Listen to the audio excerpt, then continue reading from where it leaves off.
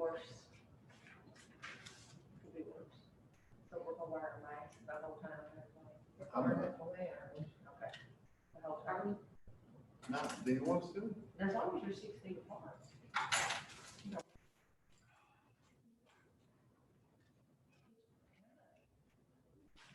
And we're one in bed. It was streaming. We're live? Mhm. Okay, we'll go ahead and call the meeting to order. First, before we get started, I want to welcome Mr. David Ford, our newly appointed board member. Sure. Glad to have you here. Appreciate it. So if we'll all stand, we'll do the Pledge of Allegiance in a moment of silence. Attention, salute, pledge. I pledge allegiance to the flag of the United States of America and to the republic for which it stands, one nation, under God, indivisible, with liberty and justice for all.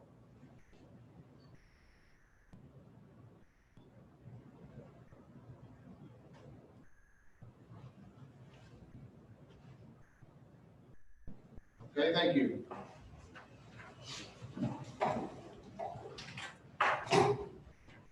So we'll start off with item 3, communications and superintendent's report. I'll turn it over to Ms. Schlosser. All right, thank you.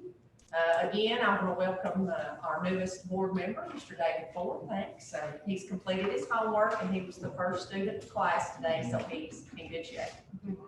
Also want to welcome Ms. Holly Cox as the principal for UC Spalding Academy and our Marvel program. She's been working in that program for several years and is also a very non-traditional student herself, and we're looking forward to working with her. Our district retreat last week at KASA went well. We were represented. We were a gold standard member. We did post that banner out for folks to see, so really pleased with that opportunity. I'll be serving as president-elect for this school year, and also Miss Dana Thomas, who's one of our instructional coaches, she actually presented. So I think it's pretty cool when we've got all kinds of folks in our district that are doing those kinds of things. Under teaching and learning, our secondary schools continue to work with SREB, that's the Southern Regional Educational Board. I think several of you had an opportunity, if you remember, we were in the library and the lady came from Nashville talking about the different communities that our children can be a part of. So we're continuing that. And thankfully, with our digital technology, we can do that. Even though she's not allowed to travel, we can do that through online learning opportunities. And they will actually be working with us again that week before school starts.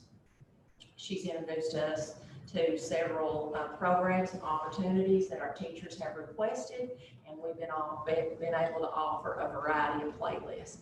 Some of those playlists are actually up here on the wall. I'm not going to go through all those, but I know that that's important. You know, as we move into the next bullet point that I'm talking about, which is our playlist and our blended learning and social emotional learning, is that we are actually providing the resources that our teachers need to be able to provide that kind of instruction. And it's really cool because they can interact with the students in real time. And it's not just one program, but a variety of programs. And what we want to emphasize is just like students learn differently, teachers teach differently. So we want to provide those resources based on what their strengths are and what they enjoy and their content.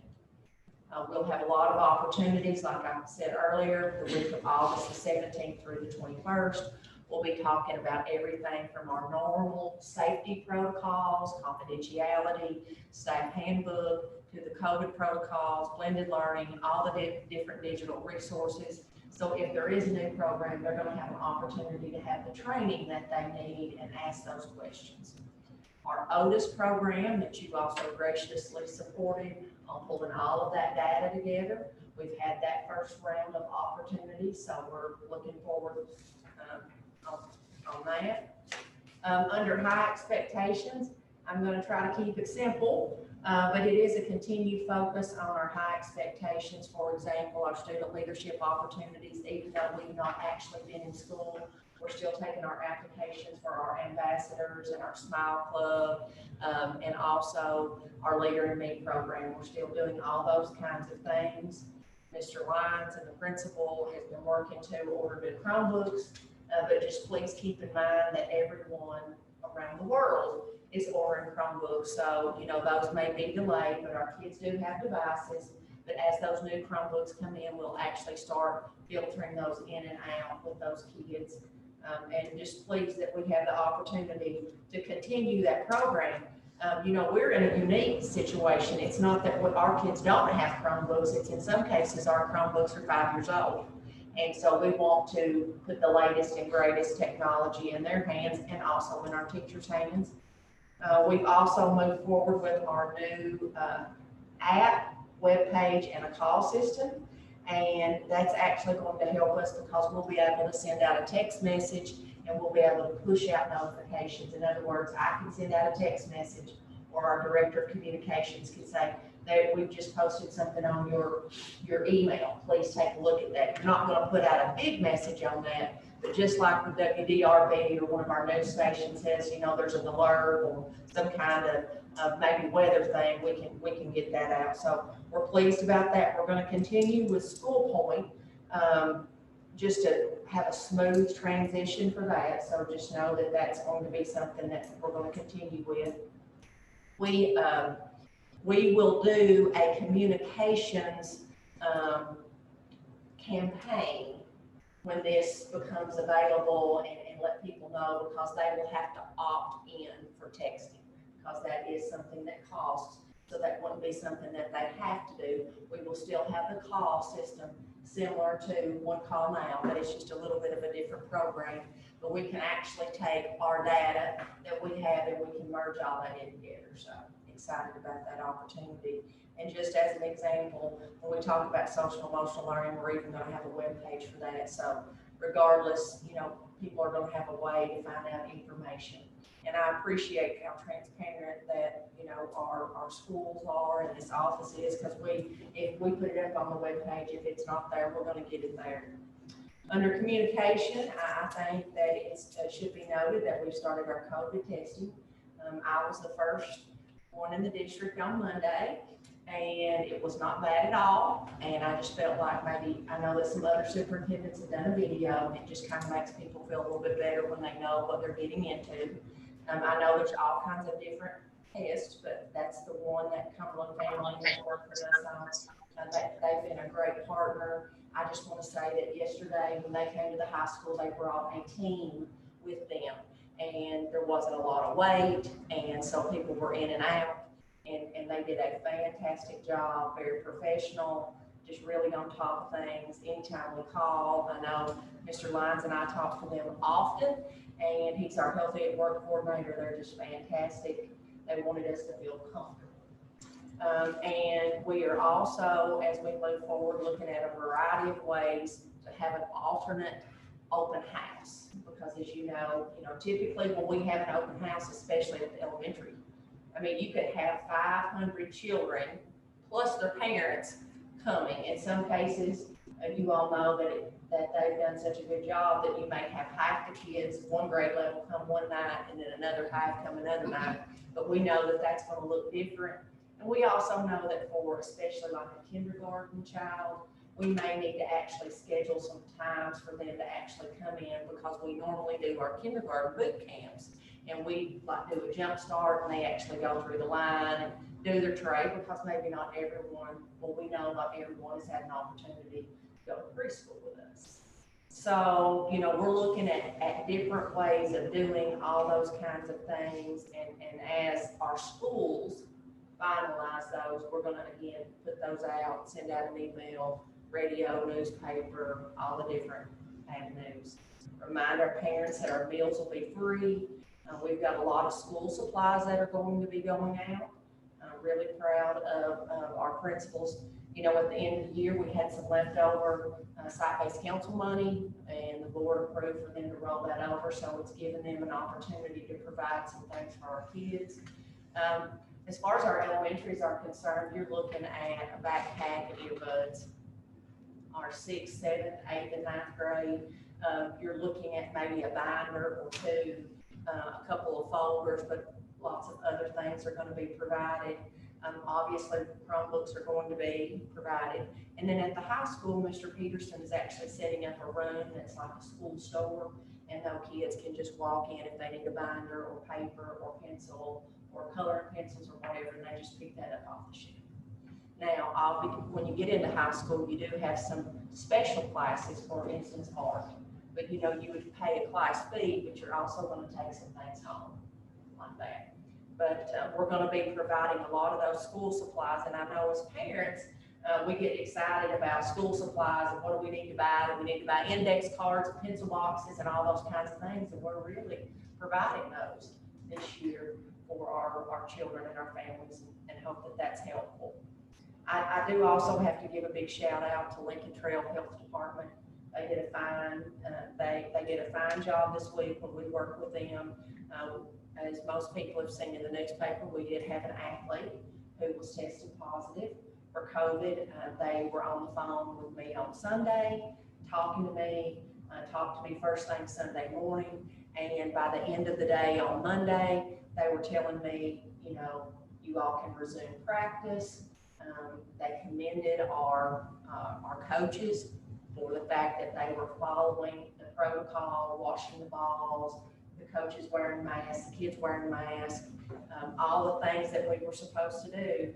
And, I have to say that, you all supported a great plan. The health department approved that. And then what I can tell you is that our coaches, our athletic directors, and also our core trainer is doing a fine job of monitoring that. We want our kids and our adults to be healthy and here, and they are following the plan. So I just wanted to give them a big shout out. I read the paper in regards to that article, and it's obvious that all of our coaches are really trying to go out of their way to follow the plan, and they're very optimistic about fall sports. Probably something that everybody's been waiting to hear about is our return to school survey. And so what I want to let folks know is that for next year, we have right now 3,186 students that are planning to come to school. Okay, we rolled those over from last year. We have had 2,601 students fill out the survey. Now that could mean a mom may have 3 children, but we are counting for students. And so that equates to about 83% return on that form. That's pretty darn awesome. I mean, I want to say that our community's really knocked it out of the park, and I appreciate the fact that they've taken the time to let us know where and how they want their kids to go to school. Now, what that means is we're going to have some phone calls to make, but we're looking at about 500, but again, don't think about that in terms of 500, think about that in terms of you're dividing that up over 7 schools. But consistently, whether we looked at schools or even by grade, you're looking at about 75% want to come back to in-person school under the guidelines that we have set out. About 22% or so want to do distance learning, and 2% other. And other could be anything from homeschool to maybe our Marvel or QC Spalding program. I really don't think it would be appropriate for me to start breaking it out by school just yet, just because with 500 students not accounted for, we want to make sure that we're giving out accurate data, and it could be misleading any other way. But we did take a look. For instance, I'll use 10th grade. We pulled out all the 10th grade students that had filled out a form, and again, it was pretty much the exact same thing. 75, 20, 25% in that category. So I think the survey went well. We're going to disaggregate and put all that data together. We're going to have a meeting with our principals. We're going to do that in 2 sections. We'll meet with our elementary principals through a Zoom meeting. I guess we're doing Zoom. Correct. And, as long as you're 6 feet apart, you can meet. But we'll do our elementaries, and then we'll do our secondaries, and we'll break that out, and then they'll start dividing that up and talking to the children to find out if they're coming back. Then once that takes place, the principal will then determine, okay, if Ms. Downs is a kindergarten teacher, how many of her kindergarten students have said they're coming back in person or distance learning. And so then that school and that council will look at what that looks like in a building in regards to distance learning staff and in-person staff. So, that's where we are on the survey. And right now, Marion County Public Schools is scheduled to go back to school on the 26th. I think it's important that we go back to school on the 26th. In the event that we were told we could not, then we do have the opportunity to use our NTI, our non-traditional program, any way that we would like to do that. And so if we start the 26th, we would be out May the 26th. So, that's a lot in just a little bit of time. So you all, if there's questions or there's additional, if there's some additional information you want me to pull or get out to you or get out to the community, I'm open.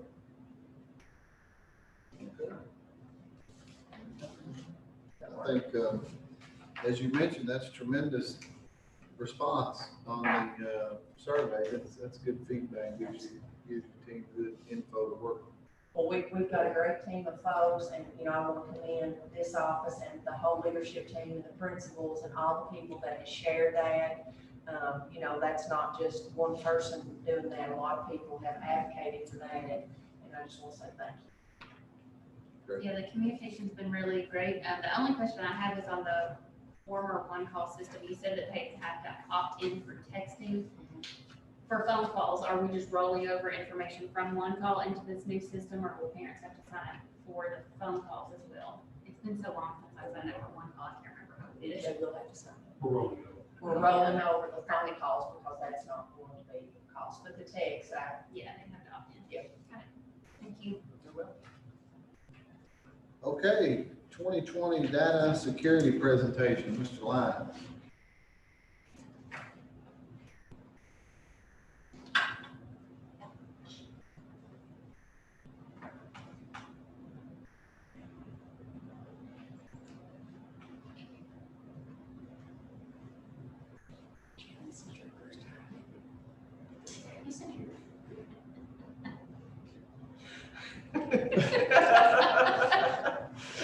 Okay, so, good evening. I know you all always look forward to this show every August. I've hyped it up a little bit. I used this presentation actually for the training I did with the staff back in January. We got some positive feedback on it, so I thought, why not? We recycle it back in. We'll work here. Okay, the reason we're here is these two, or this law here, which requires the district to acknowledge the things that we're doing to keep data safe. Our data security plan is pretty much the same as it was last year. So we identify, make sure we know what it is that needs to be protected, and then we carry out these various things for security to make sure that we know about what to do in the event of a breach, and training the staff on how to access confidential data. So when I did my training with staff, I gave them some of the common threats that are out there. These are, I gave these to you in an email as well. You should be uploaded on there. So you can go through these and look at it in detail. I can just stream over them. But these are some of the things that are out there that we have to worry about for online threats. Main causes for data breaches: human error, accidental sharing, weak or stolen passwords, loss or theft, phishing, clickbait. And then, of course, there's everything else. We've got hackers, malware, and application vulnerabilities. I haven't updated my graph since 2018, but this is probably pretty much the same as it stays on that. You can see the different industry types, or the different types of attacks that they are for data breaches and which ones are more common. So the unauthorized access, I guess, is your highest one there. Confidential data. These are records other than the directory information that's provided. And person identifying information, that's anything that anyone could use to be able to determine who a student is. So we have to watch that information. So what do if we have a breach? Well, we look and we see if one of these on the left-hand side, first name, first initial, last name, personal mark, unique biometric print image, and one of the others has been compromised. If it is, that constitutes a data breach, and then we go into the processes that we have to do to ensure that everyone is the data is accounted for and people are notified of it. So here's the things that we do. Most of the things on the left-hand side are done by the state of Kentucky. Shout out to them because they provide a lot of things for us. It keeps us from having to have a massive IT department to do all this for us. And then the other things we do, of course, we lock doors, we have security cameras, we have strong password rotation. Our new password rotation we implemented just this year requires a 15-character passphrase. It rotates every 6 months. But now we don't require, special characters and capital letters and stuff like that anymore. Just a passphrase. So you just think of a passage from your favorite book or something, and you can, as long as no one else knows it, you can use that. Student data means any information or material in medium or format that can serve a student and provides student, of course, the student's use of collective computing services. You can read the rest, but you know what student data is. It's the stuff that's contained in our records, and anything that has the information about a student is student data. Our cloud providers, those are services that we outsource to, and that data is transmitted to them through our internet connections. So those providers are prohibited from using any student data for certain purposes under the law. And these are the current cloud providers that we have. Some of them you've probably heard of: Infinite Campus, Map, Google, Microsoft, might have heard of those. Then the others are just different things that we use for different areas. And actually, going into this year, that list is increasing. I have something on the wall over here. So that's becoming more and more common, which is good because it takes that away from us having to manage it and just manage it in the cloud as long as we keep it secure. Okay, I'm going to go through this part. This is the part I shared with the staff, things they can do to protect themselves. As you see, this has sort of a martial arts motif to it. I used that in that presentation. It seemed to go really well. So data sharing agreements, we get a data sharing agreement if we're going to have students log in so that we know what they're going to do with that data that they have and how long they can keep it. If we sever that with that relationship with that company, they have to destroy it after a certain amount of time.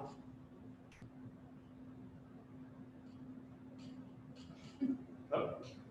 Passwords. Keeping your password secure, use long and memorable passwords or passphrases, which is what we've gone to. Things that are easy to remember, but hard to crack. And then I like the second bullet there, change them regularly like toothbrushes. Remember that you're trying to keep your data secure, so try to keep it. Okay, and then I gave you a little primer on phishing, which I refer to as brain hacking. So you may have heard the term phishing before. That's when someone sends you something to try to get you to give them data. And that's a lot easier than trying to guess your password. So we refer to that as brain hacking. So here's a phishing example that I received. I think I showed this to you all before. It was sent to me. It was in my inbox. And I noticed, if you look up in where it comes from, it came from Rob at lumberjacksports.com. So I knew that was something, it says in there, that I've been locked out of my inbox and so forth. So I knew that wasn't legitimate looking at that, just because I knew to check to see who it was actually from. Then last year I got one, but this one says mail delivery is from me. So they're getting better and better at being able to trick me. So the only thing that got me on this one, of course, it came to me, from me, telling me I was locked out of my inbox, which of course, actually in my inbox when I read it, so I kind of knew that was false. I'm pretty quick on the uptake on that sometimes. But as I hovered over it, I screenshot it, as I hovered over the link there that they want me to click on, and you can see it's not anything close to an actual email address for us. So I shared that with the staff so they would kind of be aware of those things. And we do get some people that fall for it. This is an example of data superintendent that fell for, or their school district fell for a paycheck scam, and they ended up sending her, at least one paycheck was sent to whoever it was that tricked them out of this. Even though, and it says in the article, they missed a lot of red flags about looking at things that come from the person's email and things like that, but payroll department just processed it and they lost a paycheck that way. And then you might have heard of that one that occurred, I don't know, I guess last year sometime. So Scott County ended up sending a check for some buildings and ground stuff, amount of $3.7 million to somebody. who was able to scan them out of that electronically again. They did recover it, as I recall, right? They did recover that, so it ended up being a happy ending to that story. But just to know that what you see electronically isn't necessarily true. So I advise them to never give out this information. Social security numbers especially, of course, credit card or bank, that has to go without saying. And then some steps that they can take: be wary of unsolicited attachments. Even if you get something from somebody you know, they may not have actually sent it, referring back to that email that I got from myself. Keep your software up to date. It'll come up annoyingly sometimes and say you've got an update to ring, and oh, I got stuff I gotta do. I don't have time for this update. Well, as soon as you get done with that, run your updates, because that's helping keep you, because there are little flaws that are found in the software, and hackers know this, and they use that to get into your system. Trust your instincts. If something doesn't sound right, doesn't read right, then it probably isn't. There we go. Save and scan attachments before opening them, so you can usually right-click on them, scan them, make sure there's nothing there. And you can also consider creating a separate account on your computer. So you have one account that you would install software and things under, and then you might have just this basic usage account that doesn't have any permissions on the hard drive, and then if you access something accidentally, it's not going to write anything on your hard drive. I think I'm losing my battery around here. So these are some of the most common scams. Make money by sending bulk email. So you've got cable descreen kids, vacation prize promotions. So lots of good stuff out there, I'm sure. And then this is what I left them with: always be skeptical. Just everything you see, question everything. So I hope you all enjoyed that. I hope it was enlightening. Does anyone have any questions? I have one thing. Okay. When they send you to do an update for spyware, whatever, keep it on here. How do you know they're not? That's true.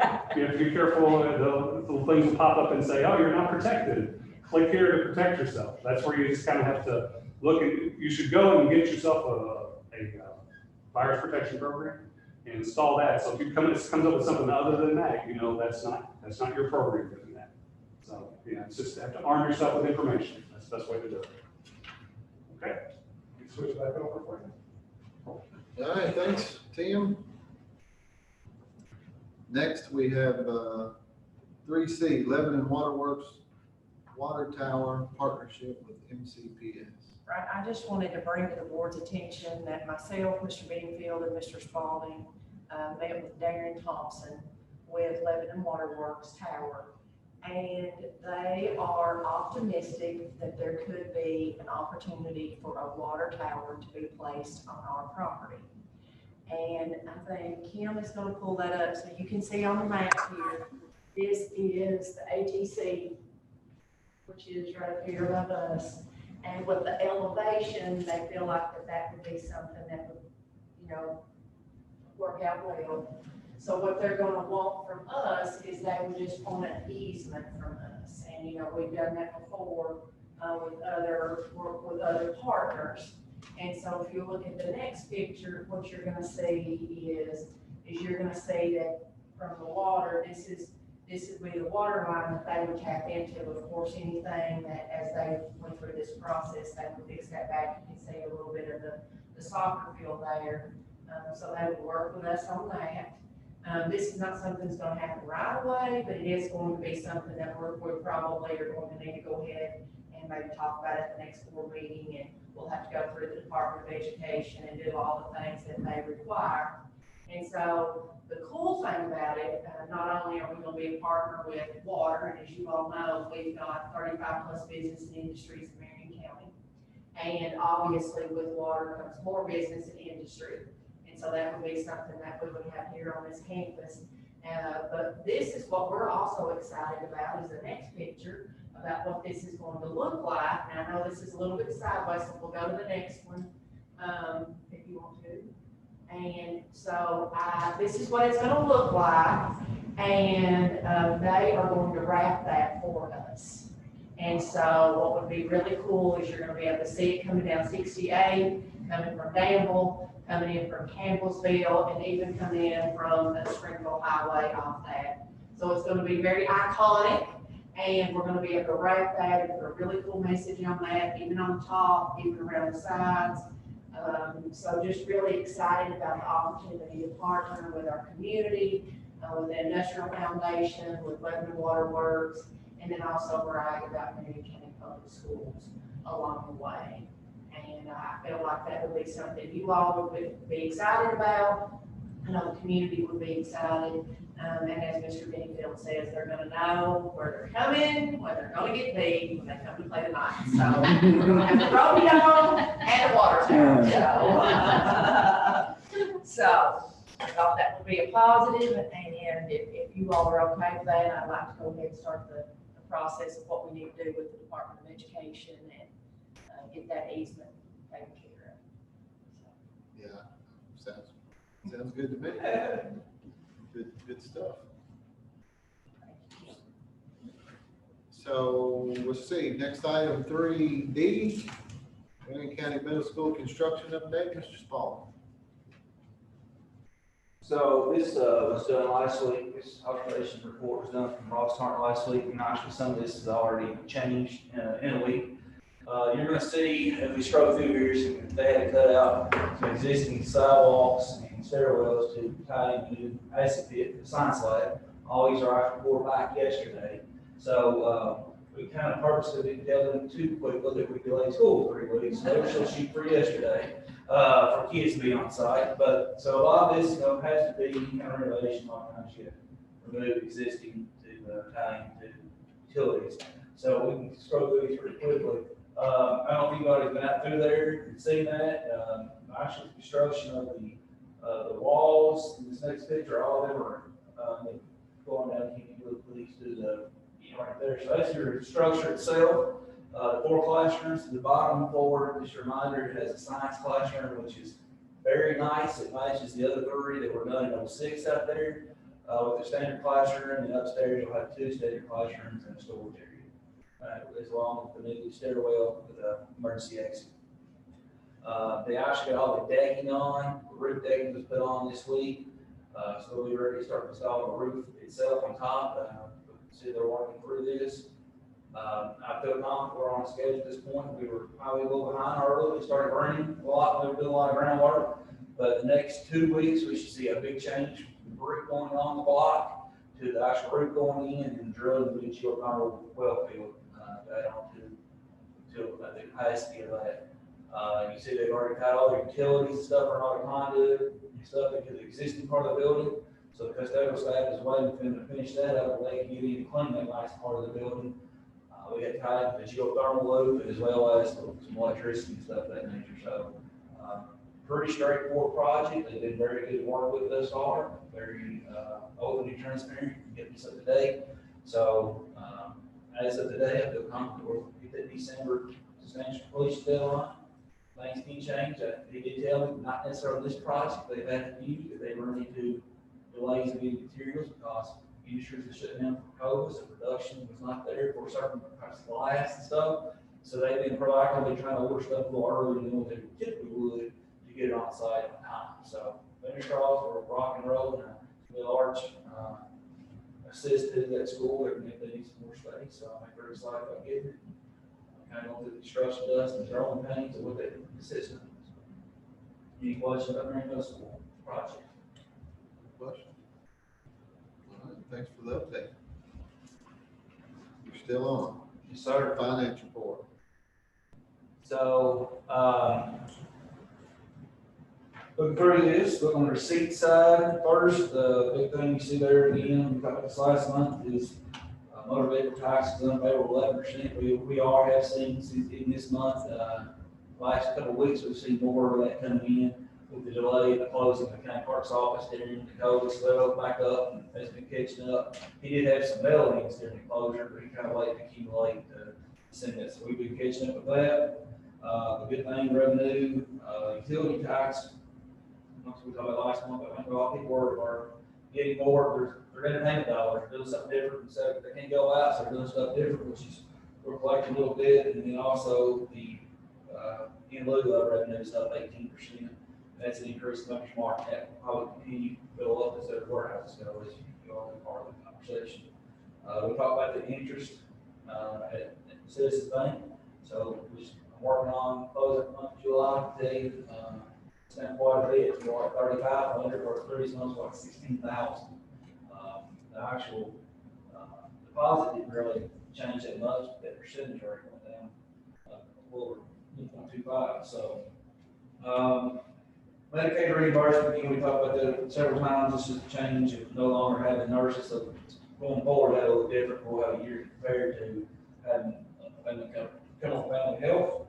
Then the other one is due to some unfavorable 66% due to some immediate property tax, just random times of when it hits the books. So, on the expense side, the 2,200 instructional staff, there was a total of ECE staff, sorry, to correct that, they cleaned up. 2,300 on administration, just getting the some positions of administration to go to. That'll be cleaned up after this report here. 2,600, we did several asphalt. You remember we did some in July last year, last West Main bus rides, and we did Nice Way and Port Austin G. So we did both on the front end and the back end of this fiscal year. So there is an agenda I would possibly do Marion County Middle School's access road tonight, so we're keeping with that schedule. Community services, there was some money transferred. You pay for later than me, and then 4,200 land improvements, that was just for architect fee for LPC, whereas now all that's being paid on Marion County Middle School project, so we're just shifting around the cost of that, and I think it pretty much sums up that. I appreciate your time, questions, efforts, or anything like that. That savings interest rate is a pretty big thing. Is there some point at which we can expect that to There improve? is. So, my understanding, I've been looking into that, we're locked in for this fiscal year. I think it's a conversation we probably need to have probably first of the calendar year to look at what that looks like going forward, starting July 1 for the next fiscal year in the contract. So we can bid banking services, and I think I wouldn't anticipate it's getting, I wouldn't anticipate it going up. Would you anticipate it being better anywhere else? I mean, probably not. It's just the way of the world right So, now. so the flip side, we got 2.49 interest rate on the Marion County Middle School project, which is great. The bad side is we're getting 0.25 on interest on our account, so kind of goes related together, so. Thank you, sir. Any other questions? All right, thanks, Mr. Spalding. All right, moving on to item 4A.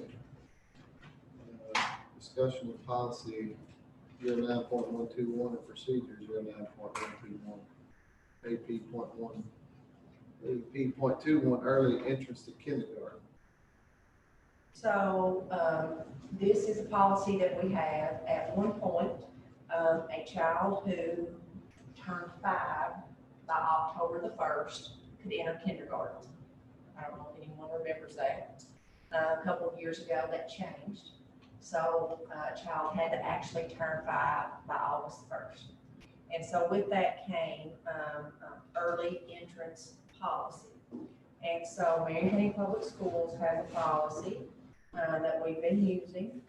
And the last time that was amended was August the 10th, 2017.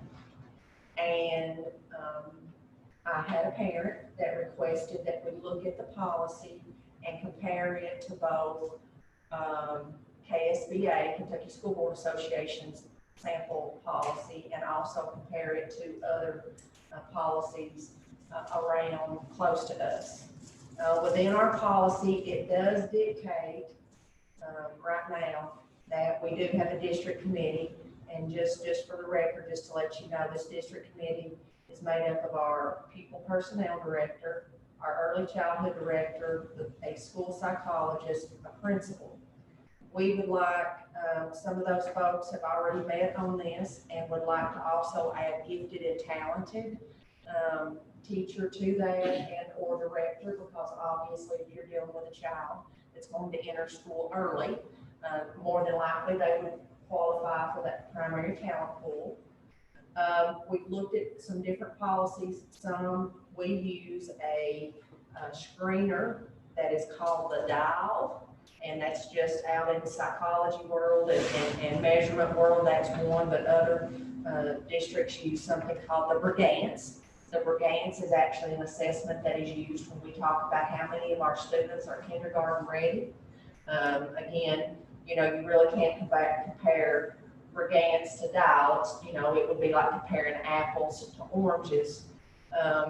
We did find that in our policy, we actually have left out a paragraph that actually talks about another administrative regulation. We're still using that, but we didn't explicitly spell that out. So, you know, what I'd like to talk to the board about is the fact that this may be a policy that we would want to update and maybe try to get that done prior to school starting on August the 26th, in the event that we have parents that want to try to get a child in that may turn 5 after August the 1st. So I know that's a lot of talking about a lot of work, you know, school stuff, but go ahead, Peggy. So what did you come up with the other schools? What are they doing that's different? Because this is just 3 years back. Yes, you're right. Some schools are using the same as we are, but the student has to score 95th percentile in the dial. Others are using like the 85th percentile with Brigance. All of them, you know, we're pretty in line with KSBA. One thing that KSBA says that I'm not sure that we would want to do, I mean, KSBA actually says that a parent or guardian will pay full seat funding for the child. And I don't think that that's something that Marion County Public Schools would ask the parent to do. I mean, that's not something that I would recommend.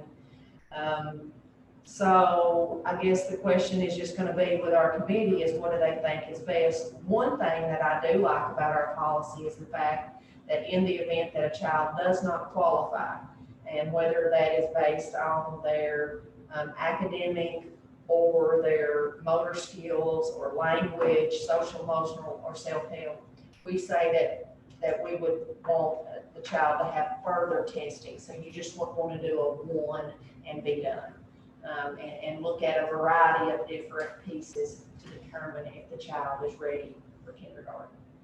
Because if a child is ready, we want them to go. And if a child is not ready, then obviously we don't want to put them in that situation, because we want children to be successful, and it goes back to one of our big dreams, which is all kids are kindergarten ready. So, like I said, the gifted, Peggy, I think that would be a good thing to add to this. Obviously, that's another person that has had specialized training, you know, and could even maybe do an observation. Maybe there's additional surveys that we need to add to this. Maybe the Brigance is the way we want to go, especially if that's what's dictating whether our children are coming to school kindergarten ready. I do think we need to add this paragraph into our policy. Anytime you leave out any kind of regulation, KSBA is going to say they don't recommend this policy. So you would recommend putting a new committee together? no, I would recommend that we continue with this committee, but we would add a gifted person. And then I would think for us, we would probably, instead of saying a school psychologist, for us, I think we could say our lead psychologist.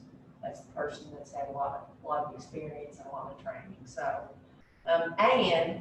what I'm going to say to you all is we're going to keep working on this, so we could change the policy when we bring something back to you. It will be updated and ready to go.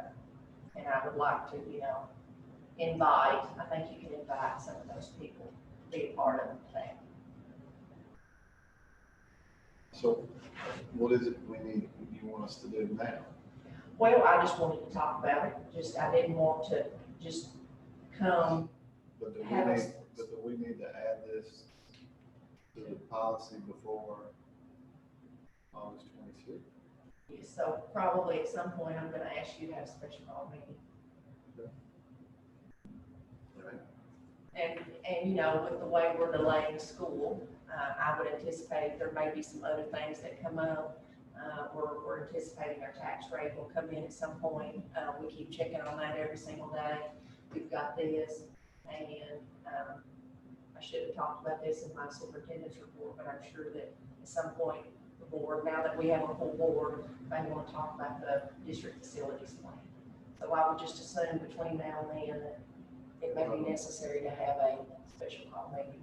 I just didn't want to surprise you, and then I just wanted, if there's any feedback that you wanted to provide me as a board about the policy, or I just wanted to give you an opportunity to talk about it.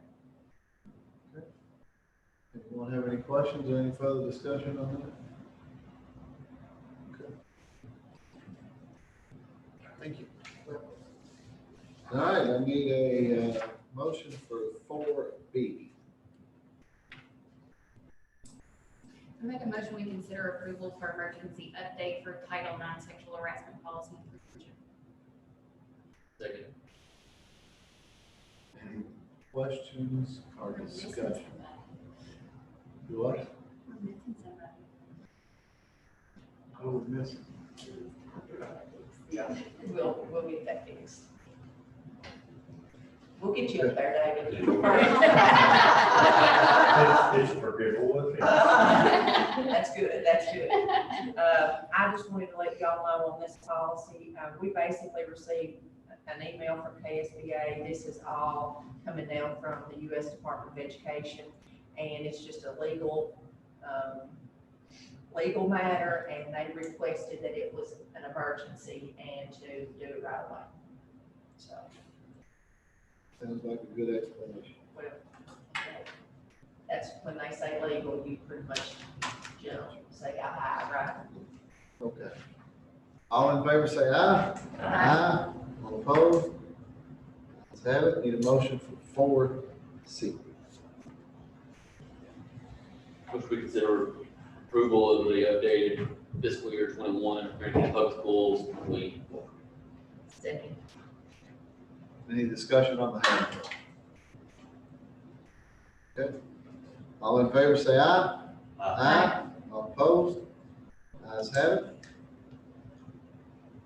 Move on to number 5, student support services. Need a motion for 5A. I make a motion to consider approval of pay application number 6 to OMNI Commercial LLC in the amount of $92,703.60 for work performed on Marion County Middle School addition and renovation project BG number 19-363. Second. Any questions or comments on that? Okay, all in favor say aye. Aye. All opposed? Ayes have it. Need a motion for 5B. I make a motion we consider approval of change order number 2 to Omni Commercial in the amount of $1,200.33 for changes to the drainage type for geothermal vault from gravity drain into a sump pump drain, resulting in a credit to the project. That is, that's not normal, is That it? doesn't happen. Yeah, 10 years, I know. I'll second. Any questions on that? Credit numbers are never nearly as big. Small victory. Small victories. Everybody adds up after a while.